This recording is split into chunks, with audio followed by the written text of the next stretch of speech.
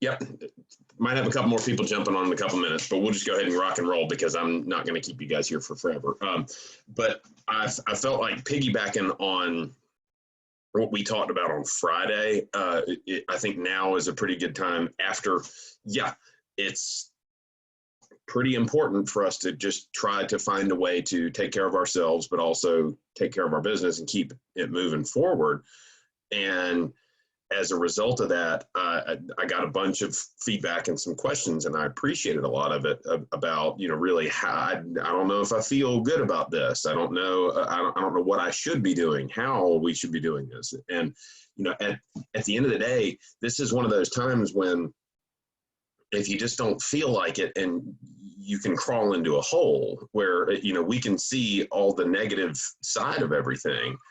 And now is not the time because, quite frankly, the way I see it, and I might see it differently than some other people, but I think that, quite frankly, the real estate industry is going to be we're normally the last portion of the economy to kind of slip away and fall out when there's a downturn. I feel like in this situation, the real estate business is going to be the leader of getting this economy churning again. I mean, I really, truly, firmly believe that we're going to be the reason why this economy bounces back or doesn't. And a lot of that's based on the actions that we take. I need to not rub my nose. That's a thing that I don't need to do right now. That's okay. That's fix your habit, dummy. But I mean, we are quite frankly going to be responsible for the economy bouncing back, and how we're responsible for it is the fact that we're just right now gonna use a prop. I'm going to take this hat off and I'm going to open this up right now. I mean, that's really it. And it starts with, for us to say, it's easy for me to say, go do this, go do this, go do this. That's not what I'm here for. That's not what I was ever built to do. What it starts with is right now is a really, really good time to focus on just the little things. One, pumping yourself up in the morning, getting yourself mentally prepared to go out and do, because if you're not ready for it, you're not going to do it, right? I mean, humans have 40 to 60,000 thoughts on average in a day. Like, think about that. And probably the majority of them are average to negative, right? So if we can at least just start the day off, ask ourselves some good questions. The number one question that when I go into work, or if I'm having a bad day, I'll catch myself. I'll give myself 7 minutes to act like a toddler. And then I reset.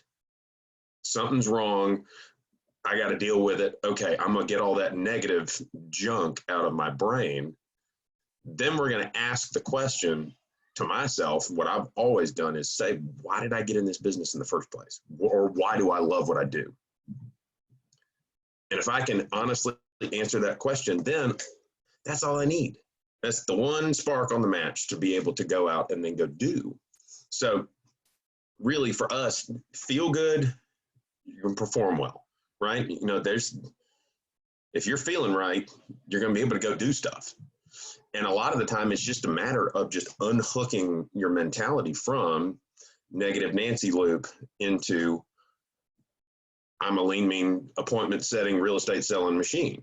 I mean, there's a razor's edge difference between that. And now, right now, though, that's not the focus. The focus is just how many human beings are in my circle.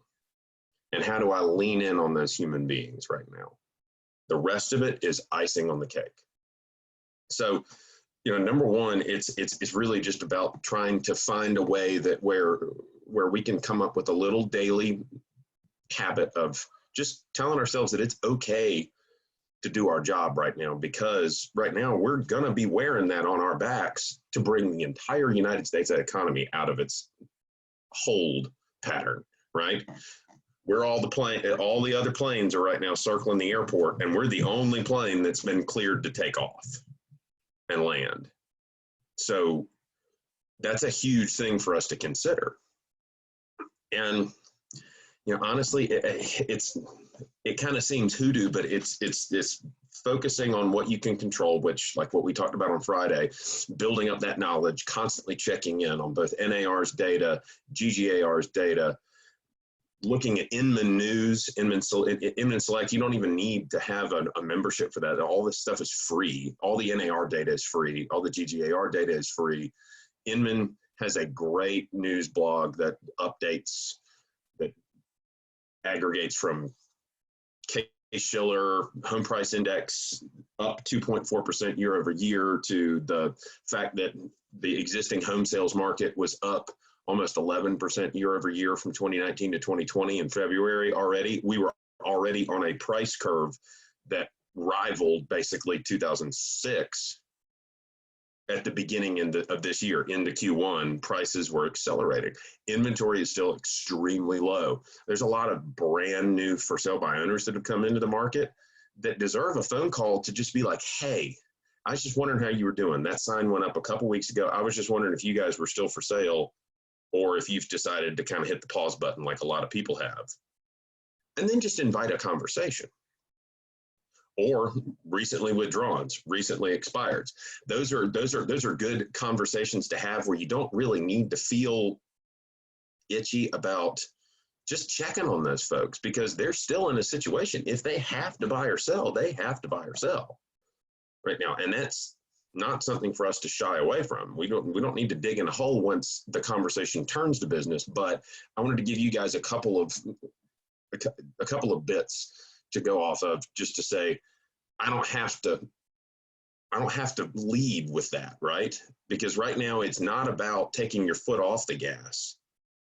It's also not about mashing on the gas pedal, because there's a whole lot of opportunity right now. There's going to be a whole lot of tone deaf agents that in this business that have been taught call, sell, do, that are going to come off looking like real jerks in this marketplace.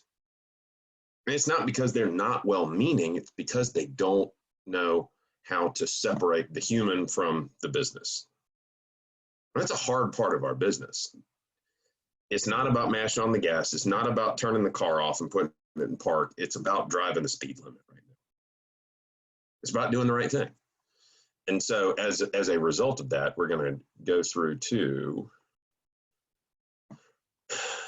bear with the technologically disadvantaged person that stands in front of you. Okay, so, how do we make the rubber meet the road here? Yes, number one, we're gonna get ourselves in a good frame of mind before we start reaching out to everybody every day. We're gonna focus and ask ourselves why we got in the business in the first place. We're gonna make sure that our knowledge base is up to date.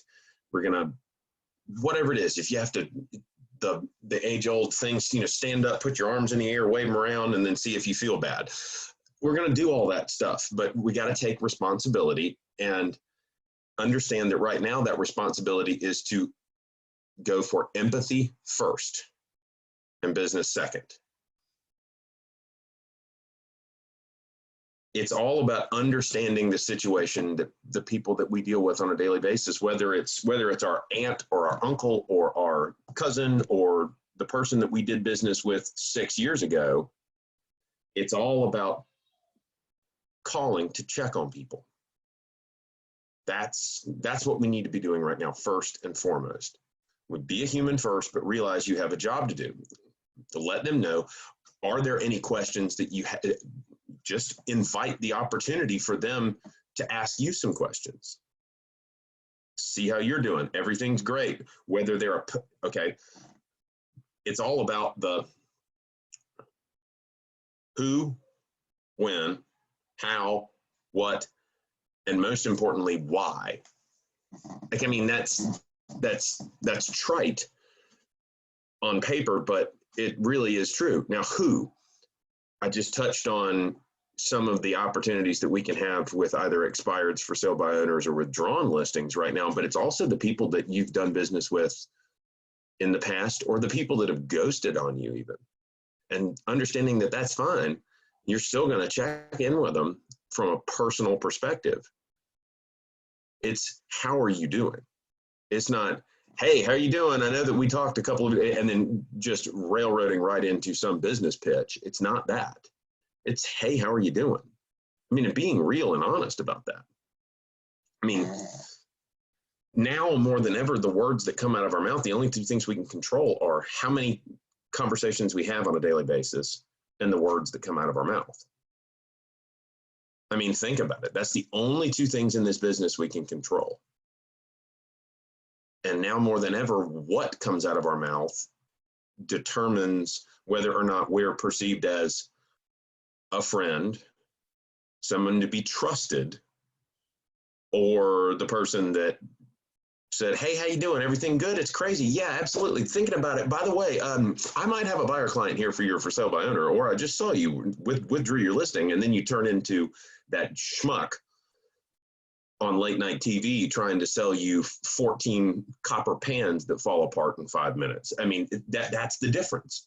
So who, obviously, people are in different buckets, right? We've got those folks that we've been prospecting with and that we've already established a relationship with. We've got our friends and our family. And I would challenge you right now to call that family member that you haven't called in 2 years and just see where things go. No preconceived notions, nothing. Or that friend from high school, just call somebody you haven't talked to in 2 years. Call 5 of them and see where things go. Next piece is obviously prospecting. If you're working a neighborhood farm, if you're working with for sale by owners or expireds or withdrawals, if you're navigating that, that's obviously a different conversation. You got to up your game on that. But right now, understand that that's the goal right now is not to figure out as to whether or not there's an opportunity for them to do business with you today or tomorrow. There's an opportunity right now to go figure out if those people are okay, because they're people too. And when I think that now we have to, the people that are in our pipeline, let's say, for example, the folks that have decided to push the pause button or the folks that have decided to press fast forward because they really need to do something. If we're actively working with them, we need to over communicate, but not blow things out of proportion or downplay anything. Just now it's time to just say it like it is. That's what we do anyways, but it's just very important to say it like it is right now. And how, really, I think it's a combination because people like to communicate by different mediums. There's email people, there's text message people, there's phone call people, there's social media direct message people. I've got some of my best friends that would rather, I've known people like this for 25 years. They would rather direct message me on Facebook than they would talk on the phone. And it's bananas, but you know what? That's not my method of communication, but it's theirs. So experimenting with different methods of communication, just because you call somebody 100 times and they never pick up, it doesn't mean that they don't want to talk with you. It just means that they're not a phone person. We just got to find another way in. And right now, you know, the topic of the talk is navigating client conversations. If we don't have a conversation, if we're not connecting with them, well, then we're just spinning our wheels, right? So experimenting with different methodologies there, whether it be social media, text message, email, phone calls, videos, whatever it is, find what works for the people. And the more people that you can actually touch with that, that just benefits you because it allows you the opportunity to have more conversations. I mean, and really that's what we're talking about right now. We're talking about just the opportunity to have a conversation with somebody, to be a person, just to have a real conversation, to connect with them. And then what to say, well, that's all about you building that relationship via the conversation you're having, with no preconceived notion about necessarily trying to convert them into either a listing or a buyer client, but really just understanding their needs. That's the empathy first, business second. And if the empathy shows you that, yeah, there really is a need here, then feeling that call within yourself that if there is a real need, well, then I need to be that person that helps you, and helping them articulate that. That's the real what. And the why is the reason why we're in this business in the first place. So like what I said, so a sample plan, if this were me, hint, hint, this is me, this is what I'm utilizing for both my sphere, my friends, everybody. It's 5 phone calls a day, and that's personal. That's people, you know, if you make a phone call and you say, hey, I just checking on you, call me if you get a chance. I know now is a really crazy time, thinking about you. That's it. See if they'll call you back. 5 a day, totally doable. 10 social media direct messages, be that Instagram or Facebook or LinkedIn. LinkedIn is I mean, for me, a lot of my peers utilize LinkedIn on a daily basis. So I've been trying to lean in there. I'm not as high on that because I was a part of the generation where LinkedIn was essentially just an online resume, but now it's become a very, very, very useful communication platform. It's kind of wild how that has worked, but it is real. So 10 of those. Now, obviously, feel free to pick and choose your numbers as you wish, but 15 text messages. Now, I know that sounds laborious, right? It's, oh gosh, I got to write this one. There is a great application that's on your phone. It's called Reach. There's a green logo. What that will do is you can text 100 people if you want to, and it will custom tailor the same message, which I would recommend that it would just be, hey, so-and-so, it's me, just checking in to see how everything's going during this crazy time, thinking about you, and that's that. 15 a day. You'd be surprised how this builds up, gives you momentum, because this is what this is all about, is about building momentum. It's not about doing 300 things in one day and then going, oh my God, I've been on the phone all day long and I'm done. I can't do that anymore. It's not about mashing on the gas pedal. It's about driving the speed limit right now, right? And then one positive message on social media, be it a video or a picture post, something you like, nothing to do with anything close to real estate. I've got a friend that does an email blast to a bunch of people, and she's far more well-versed in all this stuff than I am, but in a different field. She's in child psychology, but she just emails this thing out to all the parents that she knows, and it's 5 things that are making me happy this week. That's 1 a week. What happens about if, like, for example, you just made a little quick Facebook story 1 time a day, like, hey, here's something cool. That builds up. It's not about the intense pressure, it's about the buildup. And then 1 email. I would say 1 email a week, just because email is probably the most disregarded medium that anybody has. They just swipe through and delete. If it's not in the headline, it's gone immediately.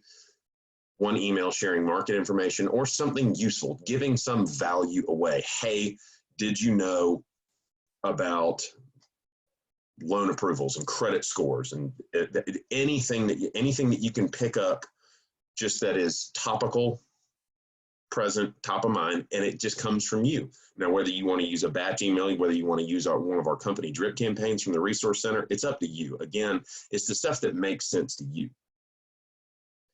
And so really how that works. So yeah, you've got the plan. So now this is just the time where we build ourselves up personally, just as much as we build up others, and how we do that matters. So that conversation to them, like I've said, to begin with, focus on their emotional state. And it's, how are you doing? How is everything going here?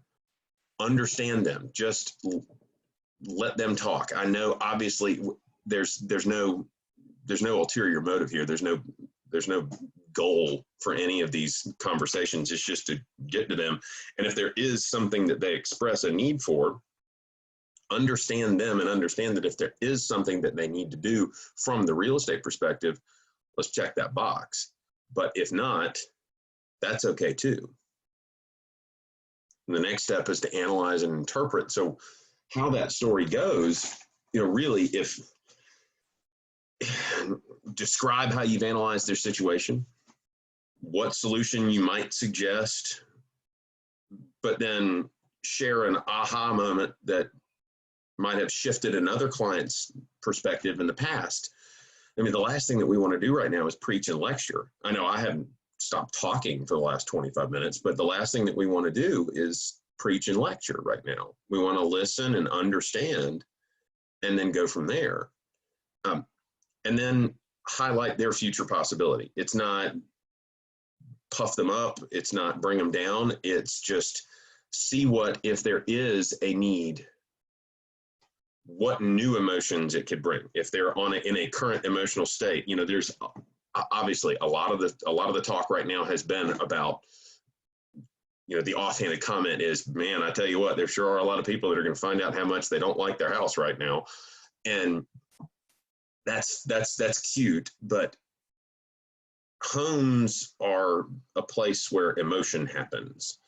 And if there's something there that could be benefited by our services, then we got to figure out what the shift in their emotion will be at a future date. And then really the moral of the entire thing is to understand why they need a different solution, whether they may be on the fence, whether they may be unsure right now. For us to be a calming factor, show them this current state of affairs as they are, not better, not worse, but as they are, and then show how this could be an opportunity for them to shift their future. More often than not, that works pretty well with the story of, hey, I totally get it, and here is how I've helped a client in a similar position get out from under this debt or handle this troubling experience in their life from a family perspective or business or this, that, or the other. It's us offering options for their future in a positive way, but then also grounding that to something that really did happen. Now, do you have a particular story like that you could share?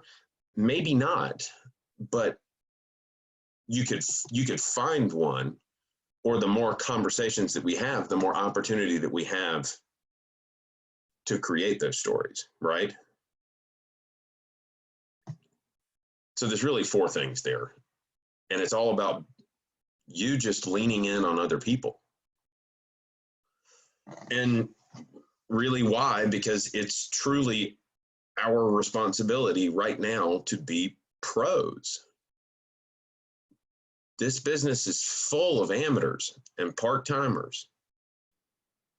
And we can just understand that unlike a bunch of other professions, nobody else is going to be willing to pick up your shift for you because you don't feel like doing it right now. Like, if we're going to be the part of the industry that helps pick the economy back up, then it's time for us to really do the right thing. And that's do the right thing. Lean in, but also not hide. Running away and hiding is not going to do anybody any good. Not right now. So with that being said, I'm going to open back up for any questions. Eliza, Ashley, Tracy, and if you guys got anything, I'm more than happy to entertain some further discussion. But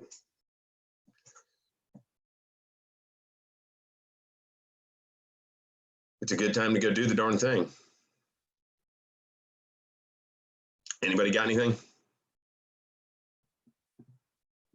Richard, yeah. Expand a little bit on when you say one email. Are you talking about to a specific client? Or are you talking about to your entire database of contacts? I was thinking more along the lines of a larger group email, just so you could cast a very wide net, but also not feel like you have to write 150 different emails at a time. Obviously that email that's more market specific needs to have its correct audience.